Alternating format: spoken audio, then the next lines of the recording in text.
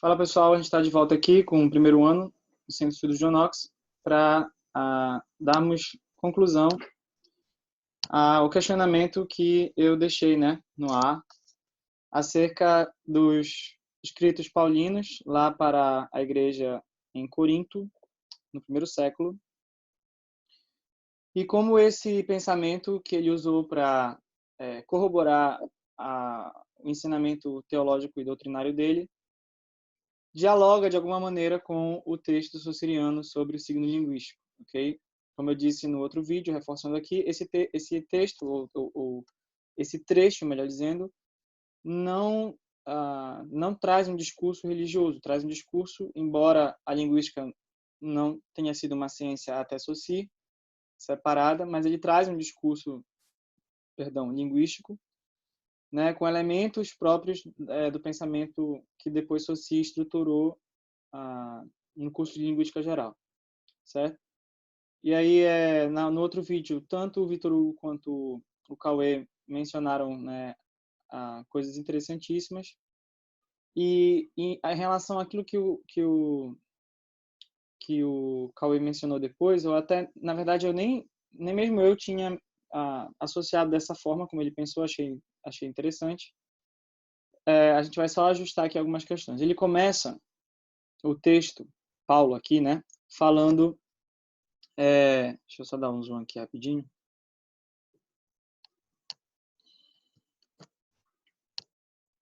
Ups.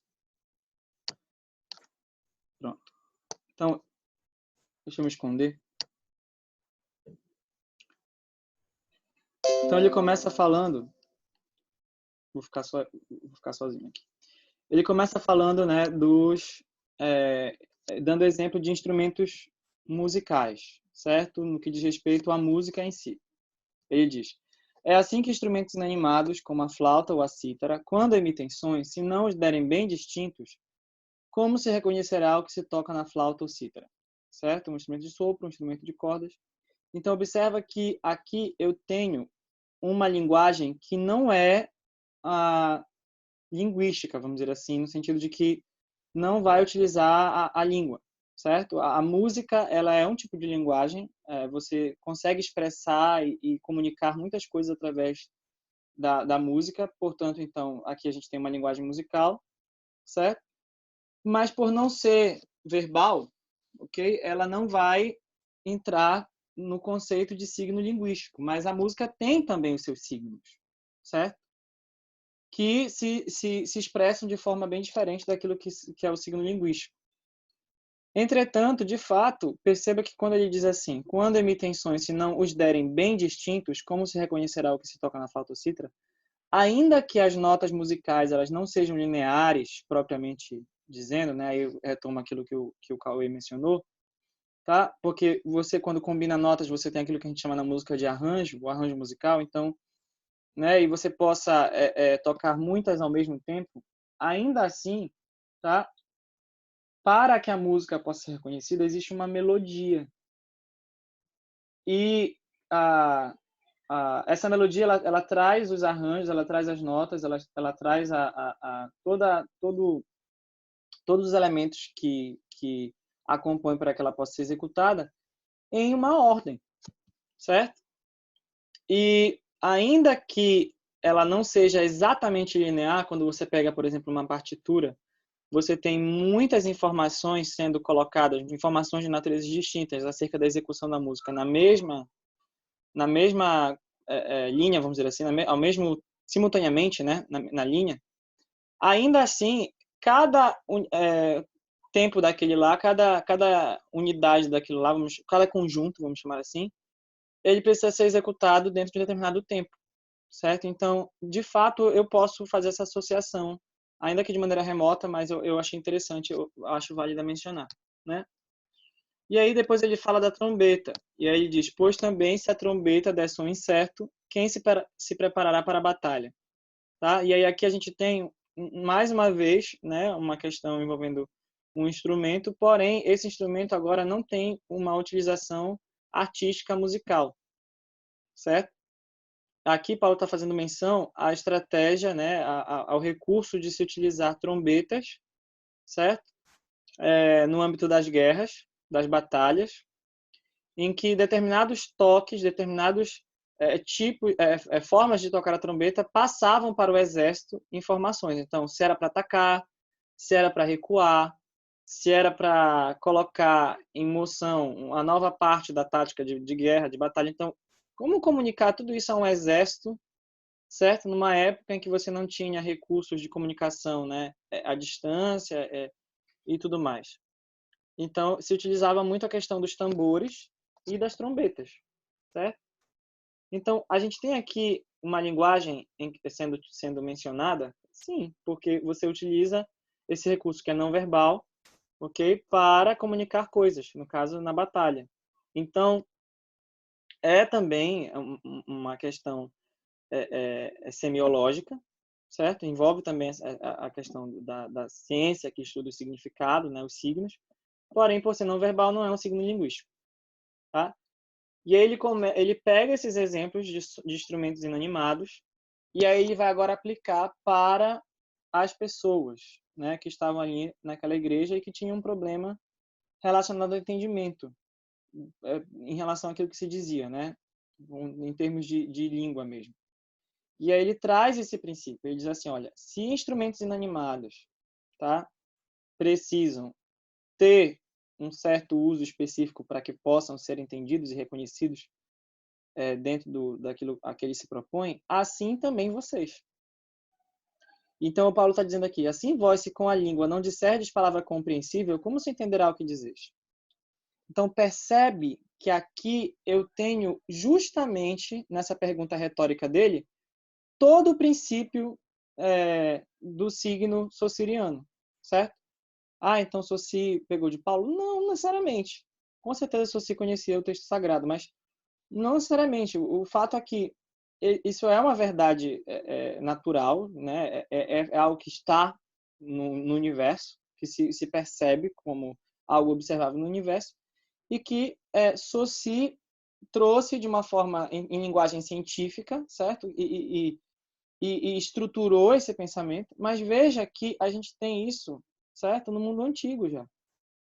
Então, Saussure, ele leva esse crédito de estabelecer a linguística como uma ciência separada das demais, mas a base do pensamento de Saussure não é uma coisa que ele descobriu do nada, certo? Ou seja, as pessoas já tinham essa noção mesmo no mundo antigo, certo? Porque as pessoas já se utilizavam da linguagem no mundo antigo. E aí, olha como a gente pode fazer o diálogo, né? Não a contraparte, mas como a gente pode fazer essa ligação, essa conexão, esse diálogo entre o escrito paulino, né, tão antigo, e o texto sociriano mais recente na nossa era. Ele diz: assim vós, se com a língua não disserdes palavra compreensível, como se entenderá o que dizeis?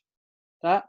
Então, basicamente, o que Paulo está colocando aqui é que o signo linguístico, usando, ele não, eu estou cometendo aqui uma espécie de anacronismo, certo? No sentido de que ele não utilizou esses termos que são cunhados por Saussure, mas assim, fazendo esse diálogo, entendem? É nesse esse ponto que eu quero aqui. Fazendo esse diálogo, o que você tem? Tá? Assim vós, se com a língua não disserdes palavra compreensível, como você entenderá o que diz? O que ele está falando? O signo usado na comunicação, ele precisa ser compreensível, ele precisa ser algo reconhecido por ambas as partes dos elementos que estão no processo de comunicação, para que então haja comunicação, certo? Então, o signo, veja, não isso é algo que, se você tiver o interesse de continuar lendo o capítulo depois, tá? O signo não é um bem individual, certo? Mas ele faz parte do sistema e ele está disponível para todos que utilizam o sistema. E ele deve ser bem utilizado por todos para que haja, então, a comunicação, certo? E aí ele diz, porque estareis como se falasseis ao ar, certo? Ou seja, se você não faz isso, se você não diz uma palavra compreensível, se você não utiliza um signo que seja reconhecível, você vai estar como se falasse ao ar, ou seja, não haverá comunicação, ok?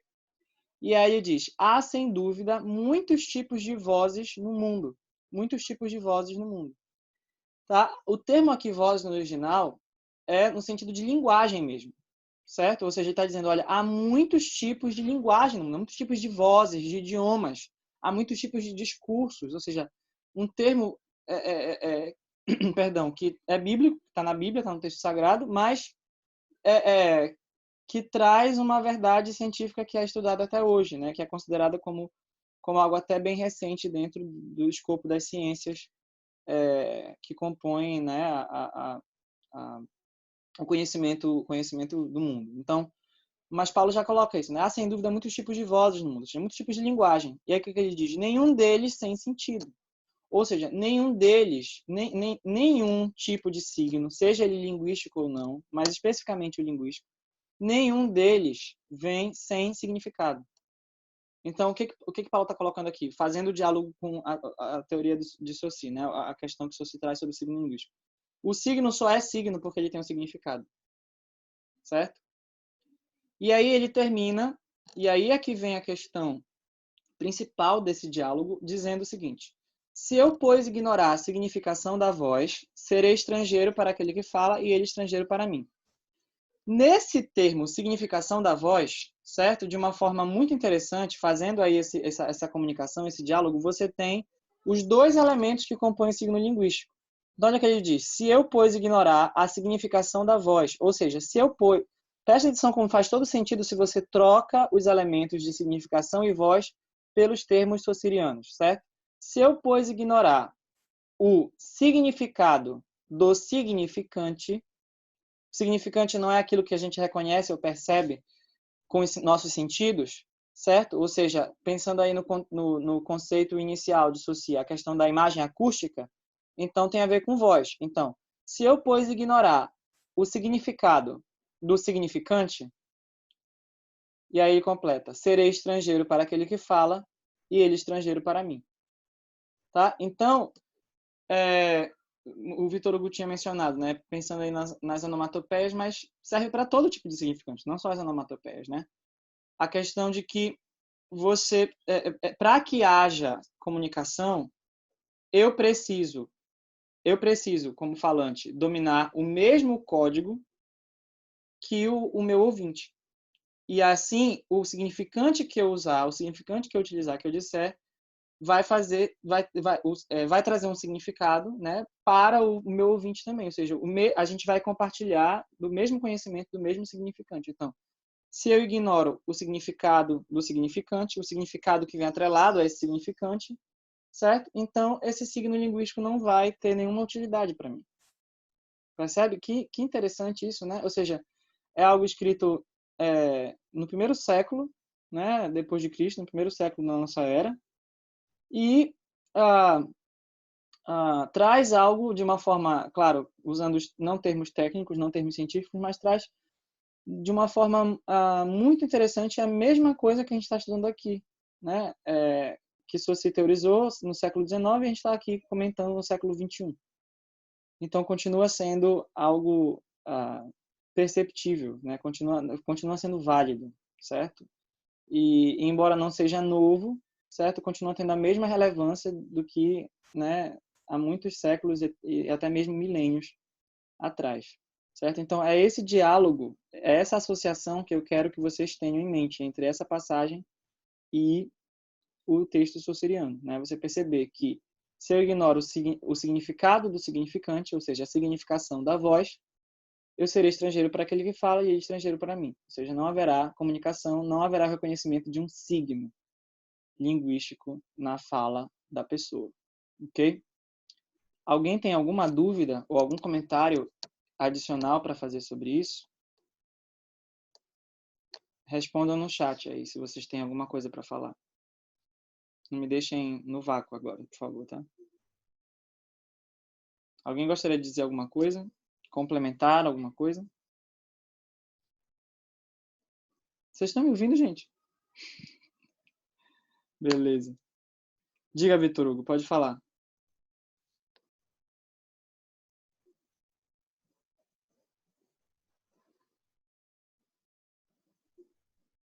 Pode falar, Vitor Hugo. Para ser mais rápido, você pode ativar o microfone. Quando eu citei as onomatopeias, não Hum. estava usando elas como a única coisa, estava usando um exemplo. Ah, sim. Tá certo. Ok. Beleza. Ok, gente. Então, se ninguém tem mais nenhuma dúvida, nenhum comentário adicional, certo? Só para deixar organizado na mente de todo mundo, né? O que que eu vou cobrar na prova, tá? Quando houver uma prova, tá?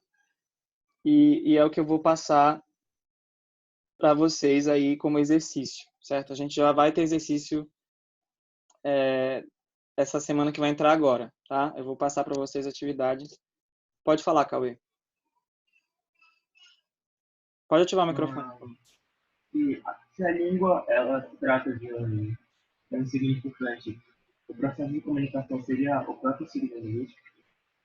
Eu não entendi, tá? Eu preciso falar com um pouco mais. Fala mais alto mesmo. Pode falar mais alto. Meio que Se a gritando. língua ela, Melhorou. ela é o significante, o processo de comunicação em si, ele seria o signo linguístico? Eu não entendi a condicional. Se a língua é o quê? O significante. Já falou que a língua era o significante. Não, não, não. A língua não é o significante. A língua é o sistema que abarca todos os signos linguísticos, certo? Então, a língua é o sistema que vai reunir de uma forma lógica, certo? E aí, depois, com o avanço da linguística, a gente vai incluir nisso a cultura, a, a filosofia, outros elementos, certo? A língua vai abarcar todos os signos, certo? Todos os signos linguísticos. E o signo linguístico é o quê? É justamente a junção do significante com o significado. Qual dos dois elementos é aquele que a gente experiencia, certo? Ou experimenta de uma forma mais sensorial? É o significante, certo? Que a gente verbaliza, ok? É a parte, vamos dizer assim, mais material ou mais sensorial do signo, é o significante. O significado ele é mais abstrato, certo? E aí, para ver a comunicação, o que precisa, qual é a condição necessária para que haja a comunicação? Para que a gente não se trate como estrangeiros, como pessoas que não se conhecem, certo? Que não compartilham algo, ok? Qual é a condição necessária? A condição necessária é que os dois elementos envolvidos no processo de comunicação, certo? Eles compartilhem do mesmo código, ou seja, eles conheçam os mesmos signos, certo? Ou seja, que eles consigam atribuir o mesmo significado para um determinado significante, certo? Então, quando eu falo para você cadeira, é essencial que você entenda este significante, cadeira, com o mesmo significado que eu, que estou falando cadeira para você. Se eu quiser que você entenda a mensagem. Ok? É nesse sentido. Alguém tem alguma outra pergunta? Deu para ficar. Eu consegui responder a tua pergunta, Cauê?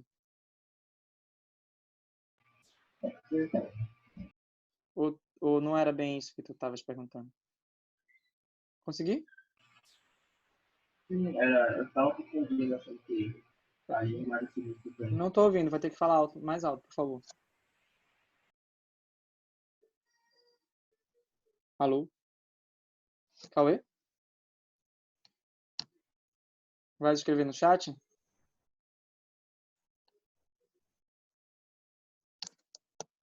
Ah, ok. Beleza. Ok, então. Aí o Vicente está perguntando aqui para mim, né? Significação da voz não significaria apenas o significado, tá?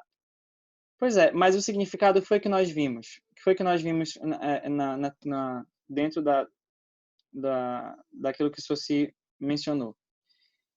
Que o significado, ele precisa estar atrelado a um significante, certo? Ou seja, como é que você vai transmitir uma ideia? Como é que você vai transmitir um conceito, certo? Sem um elemento que suporte esse conceito. Lembra que a gente viu quando nós falamos sobre os elementos do processo de comunicação, nós vimos que a mensagem ela chega ao ao locutário, né, ao receptor, a mensagem chega através de um suporte, né? Então não são termos exatamente intercambiáveis, mas eu quero trazer essa ideia do suporte para cá, né? Ou seja, o significado ele eu só consigo transmitir, eu tenho uma ideia aqui na minha mente, certo? Eu tenho um conceito aqui. Eu não vou conseguir transpor isso daqui da minha mente para a tua por telepatia, por osmose, né? Vou encostar minha testa na tua e vai passar. Não vai acontecer isso. Eu preciso de algum elemento, certo? Que consiga captar essa ideia, que consiga conter, certo? Consiga dar forma para essa ideia, para esse conceito, para que haja comunicação.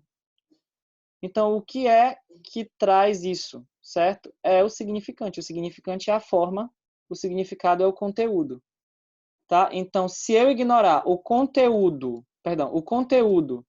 tá? Da forma, que no caso sai pela voz, sai verbalmente, é por isso o significante, eu serei estrangeiro para aquele que fala e ele estrangeiro para mim, ou seja, não haverá comunicação, seremos estranhos. Não teremos o que compartilhar, certo? Não teremos algo em comum.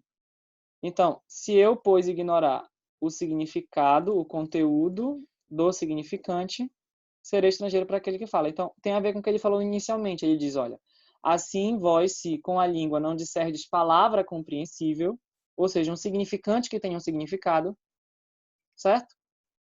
Como se entenderá o que dizeis? Então, eu preciso usar, de fato, isso Paulo está colocando aqui a mesma coisa que o Soci. Só existe signo se houver um significante atrelado a um significado. Significado sem significante não é signo. E uma cadeia sonora sem um conteúdo que ela tente expressar também não é signo, não significa nada. Certo? Então, se eu chego com vocês e falo de novo, né, usando o exemplo da aula passada, fitupis, certo? Peguem para mim um fitupis. Ninguém vai pegar nada, porque fitupis não significa nada, certo? Só que o que acontece? Se eu chego com vocês e digo uma palavra de um idioma que vocês não conhecem, um código que vocês não conhecem, certo? Vai dar na mesma. Então, para mim, existe o signo. Eu entendo o signo. E ele de fato existe, porque eu estou usando uma língua real. Ele existe. Só que você não conhece, você não domina. Então, o que adianta? Certo? Então, eu preciso, como falante, usar um código que o meu ouvinte entenda, certo? Que ele também domine.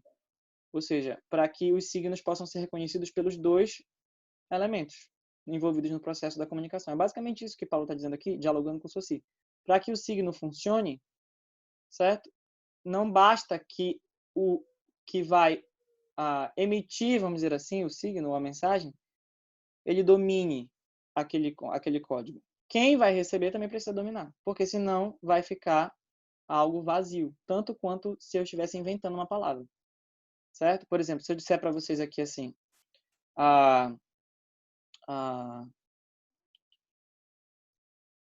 Aniron pedet he, melon levai, né? Dentro do conceito de linguagem artificial, o que eu acabei de falar agora tem um sentido, certo? Tem um significado. Cada significante que eu usei aqui tem um significado e, portanto, constituem-se em signos linguísticos, né? Aniron pedet he, melon levai. Mas, como a maioria de vocês não domina, a esmagadora maioria de vocês não domina esse código, ficou como se eu estivesse simplesmente dizendo significantes, cadeias sonoras vazias de sentido, porque vocês não dominam o código, entende? Então, se eu, pois, ignorar o significado do significante, serei estrangeiro para aquele que fala e estrangeiro para mim. Ok? Tá? Então, o significado sem o significante é tipo o som no vácuo. Não, o significado sem o significante é tipo uma ideia que você tem na cabeça, um conceito que você tem na cabeça que você não consegue passar para ninguém. Entendeu? Imagina algo, uma coisa, um objeto, ou qualquer realidade na tua mente, tá? Que você não consegue expressar. por meio de nenhuma linguagem. É perturbadora, perturbadora, perdão, essa ideia, né? E ao mesmo tempo é algo decadente, é algo complicado você ter um significante que o outro não reconhece e, portanto, não traz para ele um significado. Ou seja, não é signo para o outro. O signo não funciona. Então, Paulo está dizendo aqui as duas coisas. Olha, ele abarca os dois lados da questão. Ele diz: assim, pois, se com a língua não disserdes um significante com um significado, se não tiveres um significante atrelado a um significado, como se entenderá o que dizes? Tá? E aí, por outro lado, se eu não conhecer o significado de um determinado significante, eu também não vou comunicar. Ou seja, o que Paulo está colocando aqui, dialogando com Saussure, é os dois elementos, de fato, são indissociáveis. Então, na prova, como é que você vai trabalhar isso quando eu passar para você essa questão na prova? O que Paulo está apresentando aqui, de forma mais geral, fora as particularidades que os outros já vinham mencionado, o Cauê, o Vitor Hugo, mas o que você precisa tirar daqui é o quê? O que Paulo discute aqui é a indissociabilidade que existe entre o que eu digo e o que eu significo. Trazendo essa linguagem para a terminologia saussuriana, o que é isso? A indissociabilidade entre o que eu digo, ou seja, significante, e o que eu significo, ou seja, o significado. Os dois elementos são indissociáveis, e aí, por isso, você só tem signo linguístico quando os dois estão juntos e presentes. Ok? Alguma dúvida aí? Dá ok aí se tá tudo certo para vocês.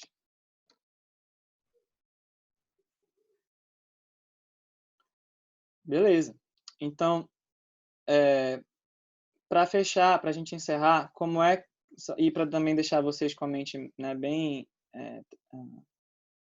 organizada aí em relação a esses conteúdos todos, como é que vai ser na questão da prova, né? Em algum momento vocês vão ser avaliados, certo? Independentemente de quanto tempo durar essa crise, mas em algum momento a gente vai ter uma avaliação, certo? No que diz respeito a todo esse processo que a gente veio construindo, né, desde que as aulas foram suspensas, tá? Se vocês prestarem atenção, nós tivemos aqueles 7 esquemas linguísticos ao longo de todas as aulas presenciais, foi o que eu dei para vocês, que corresponderam justamente aos capítulos 1 a 4 de cada frente, certo? O livro 1, nas duas frentes.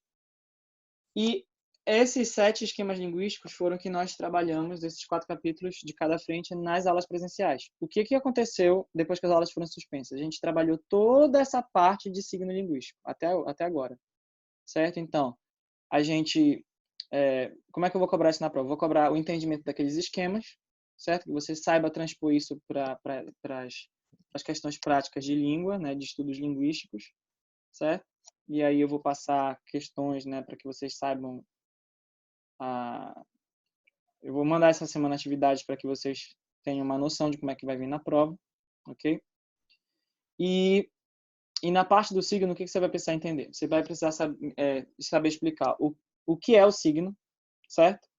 Explicar a questão do significante e do significado, quais são as partes que compõem o signo e o que é cada uma, o que é o significante e o que é o significado. Primeiro ponto. Perdão. Segundo ponto, você vai precisar falar dos dois princípios, certo? Iniciais, gerais, que regem o signo linguístico, ou seja, a arbitrariedade do signo e a linearidade do signo, tá? E você vai precisar provar a arbitrariedade. Quando eu te perguntar isso na prova, como é que você vai provar a arbitrariedade do signo? Você vai provar fazendo a comparação paralela com outros idiomas. O fato de que haja significantes distintos para o mesmo significado ao redor de todo o mundo, tá? Terceiro, eu vou cobrar também esse diálogo entre o texto paulino e o texto saussuriano, que é o conteúdo da aula de hoje. Então, o que você vai tratar nessa questão é o ponto relacionado à indissociabilidade do signo linguístico no que diz respeito ao significante e ao significado. Eles não podem ser separados. O signo só existe quando eles caminham juntos, significante e significado. Tá? Então, percebe que eu estou percorrendo aqui, estou topicalizando para vocês todos os pontos das nossas aulas. De novo, o que é o signo linguístico, certo? Quais são os elementos que compõem, o que é cada um deles, significado e significante. Segundo, quais são os princípios gerais que são atribuídos ao signo linguístico, arbitrariedade e linearidade. E, finalmente, associando o contexto paulino, a indissociabilidade. Tá? Por último, nós vamos ter uma questão envolvendo o filme que nós vamos assistir na segunda-feira. Tá? Então, é assim que vai ser fechada a nossa primeira avaliação. Todo o conteúdo relacionado à nossa primeira avaliação vai desde o primeiro esquema que eu dei para vocês até a aula de hoje. Na verdade, até o filme de segunda-feira que a gente vai assistir. Tá? Deixa eu ver o que vocês estão falando aqui no chat. Não divide a quantidade de questões por assunto. Sim, a prova é de interpretação de texto, mas você sabe que a gramática está inserida nessa interpretação, né? Então, não sei se você percebe, na verdade, a gente ainda não falou sobre regras gramaticais, certo? E, de fato, eu disse para vocês isso no início do ano, que a parte mais importante do conteúdo ao longo do ensino médio, né, aquilo que é mais cobrado no Enem, é justamente o que vocês veem no primeiro ano. Né? São esses esquemas que a gente viu no início do ano até agora, certo? E o que a gente vai continuar vendo depois. Então, a única coisa que eu mencionei assim para vocês relacionada à parte gramatical mesmo foi aquela parte fonética, de hiato, de tom, essas coisas, né? Mas que são descrições fonéticas da língua, certo? A gente não viu ainda regras gramaticais de fato. Ok? Então, na verdade, o que vocês estão tendo aqui comigo, desde o primeiro dia de aula, né, até agora, é um curso de linguística, certo? Vocês estão lidando com a linguagem como ciência agora, ok? E não como apenas um conjunto de regras que vocês precisam decorar para alguma coisa, certo? Tá? Então, é um nível a mais aí, tá bom? Então, se ninguém mais tem nenhuma dúvida, nenhum comentário adicional sobre a nossa aula, eu encerro por aqui, né? Eu quero agradecer esse tempo todinho aqui que a gente ficou junto, né? E a participação de todos ao longo de todo esse processo, de todas essas aulas. Essa é a última aula que vai ficar aí na playlist, antes da gente mudar de assunto. E se você chegou aqui até o final desse vídeo comigo, né? Eu espero que você tenha curtido já se inscrito no canal. Espero que você também compartilhe com quem porventura você souber que esteja precisando desse conteúdo. Vamos ajudar outras pessoas e também ajudar o canal, certo? Deixa aí o teu joinha no nosso vídeo, tá ok? Um beijo do Magro, fiquem com Deus, te amo a vocês, tchau, tchau.